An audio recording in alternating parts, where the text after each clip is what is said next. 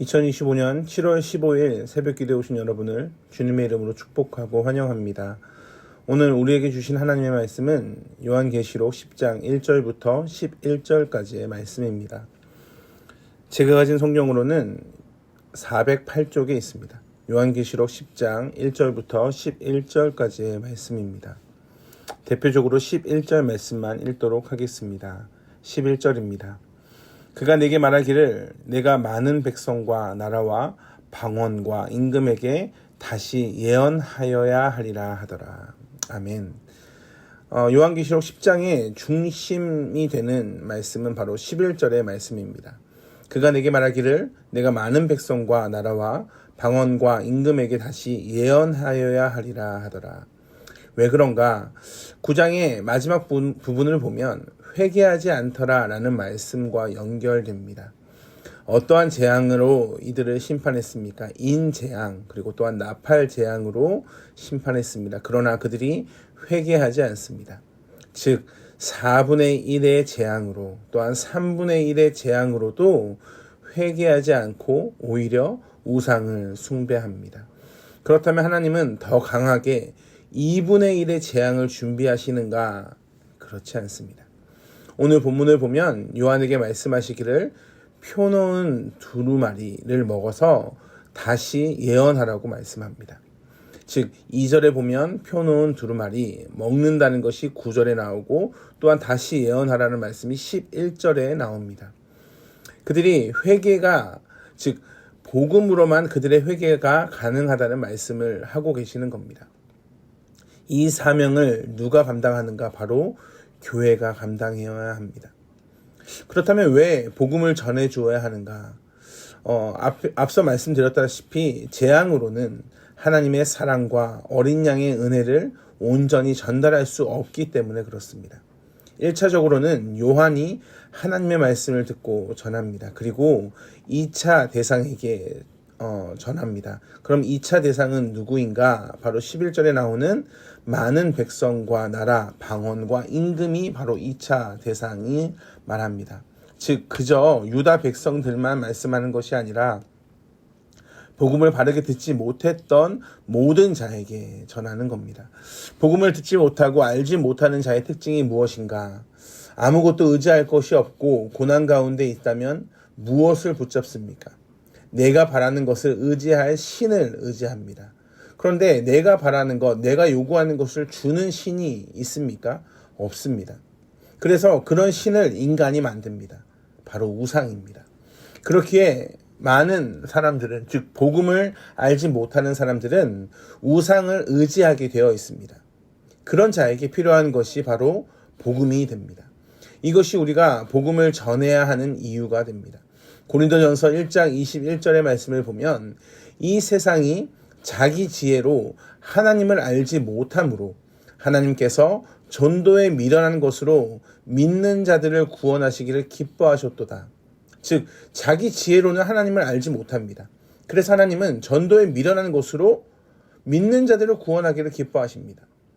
자기 지혜로 하나님을 알지 못하는 수준에 있는 자들이 전도에 미련한 것으로 구원을 받는 겁니다. 이것이 우리가 복음을 전하는 이유가 됩니다. 어떠한 폭력과 어떠한 압력과 어떠한 힘으로 복음을 전하는 것이 아니라 그러한 힘, 그러한 권력으로 사람이 변하지 않고 오로지 사랑으로만 변하기 때문에 복음을 전하는 겁니다. 에스겔 선지자에게 3장 18절의 말씀을 보면 내가 그의 핏값을 내 손에 찾을 것이다 라는 말씀을 또한 주십니다. 즉 만약에 우리가 그 복음을 전하지 않게 되면 그 사람은 자기의 죄로 죽는데 그 핏값, 그 죄에 대한 대가는 에스겔에게 책임을 묻겠다라고 말씀하는 겁니다. 쉽게 말씀드리면 우리가 전하지 않으면 믿지 않는 사람은 그 전하지 않는 그 사람의 죄 때문에 죽는데, 즉 자신이 믿지 않아서 사실 죽게 되는데 그 핏값을 전하지 않는 자에게 책임을 묻겠다라는 아주 강력한 말씀입니다. 그래서 10장을 통해서 하시는 말씀은 우리에게 굉장한 지혜를 허락하십니다. 즉 다시 예언하라는 말씀입니다. 9장까지 인재앙, 나팔재앙을 통해 회개하기를 원하셨는데 재앙으로는 회개하지 않는 겁니다. 즉, 그 회개하지 않는 백성들을 우리가 말씀을 통해서 확인하지 않았습니까? 그럼 무엇으로 회개하는가? 복음의 능력으로만 가능합니다. 1절을 보면 힘센 다른 천사가 등장합니다. 그의 손에 두루마리를 들고 있습니다. 그 두루마리는 무엇인가? 그 두루마리가 큰가? 그 두루마리가 작은가? 아니요. 이 두루마리가 크고 작은 것이 중요한 것이 아니라 2절에 보면 표노인 두루마리라라는 말씀을 확인하게 됩니다. 에스겔의 2장 3장 말씀을 보면 두루마리를 먹으라는 말씀을 하셨습니다. 마찬가지로 이 두루마리는 감추어졌던 복음을 말씀합니다.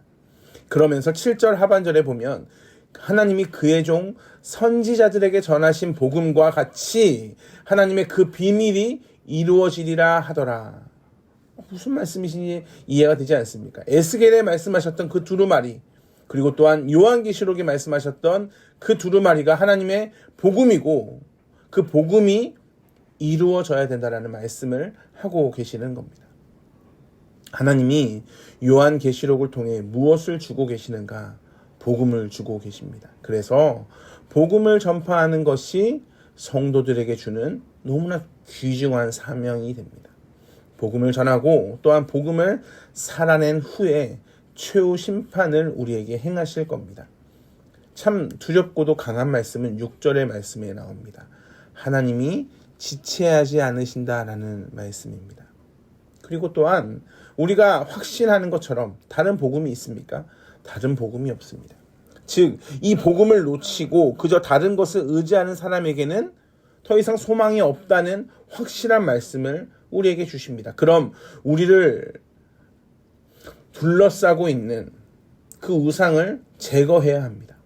너무나 많은 우상이 우리의 주위를 둘러싸고 있습니다. 우리가 무엇을 기준으로 살아내는가? 사실 참 부끄럽지만 하나님을 믿는 믿음으로 잘 살지 못합니다. 하나님을 믿어야 합니다. 그런데 교회를 다니는 것으로 하나님을 믿는다라고 생각합니다. 아니요, 그렇지 않습니다. 의를 위하여 핍박을 당합니까? 아니요, 사실 의를 행하지 않아서 핍박을 당하는 것도 상당히 많습니다. 하나님만을 의지하고 나아가야 되는데 세상의 끈을 의지하고 세상의 그 모든 것, 즉 우상을 의지해서 고난을 당하는 경우도 너무나 많이 있습니다. 때로는 나의 능력, 재정, 건강, 자녀, 부모, 이 모든 것이 우리의 의지가 될 때가 있습니다. 아무것도 우리를 구원할 수 없습니다. 그래서 결국 최종 하나님의 앞에 무릎을 꿇습니다. 이것이 우리의 현실입니다. 참 부족하고 연약하지만 이런 연약함을 우리는 다 가지고 있습니다. 그렇게 우리는 날마다 복음을 기억해야 됩니다. 복음을 놓치고 산다면 다른 희망이 없기 때문에 그렇습니다. 그러나 이 복음이 쉽지 않습니다. 9절에 보면 이 작은 두루마리가 배에는 쓰고 입에는 꿀같이 달다라는 말씀을 합니다. 복음을 받을 때는 꿀보다 더 답니다.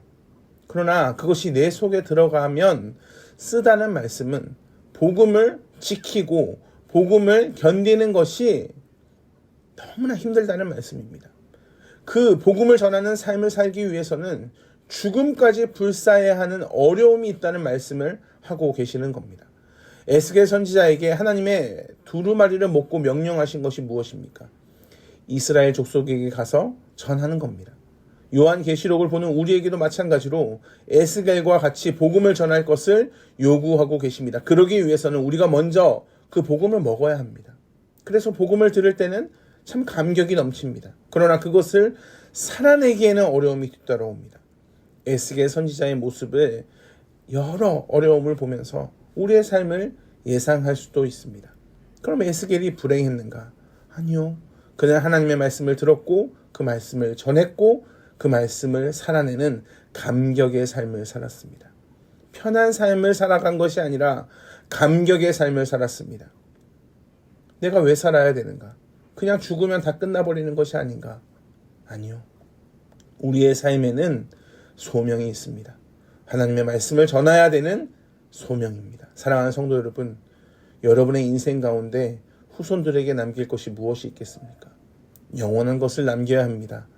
그것이 그들의 삶에 가장 가치 있고 소중한 것이라면 수단과 방법을 가리지 않고 남겨야 합니다. 그것이 오직 예수 그리스도 복음 말고는 없습니다.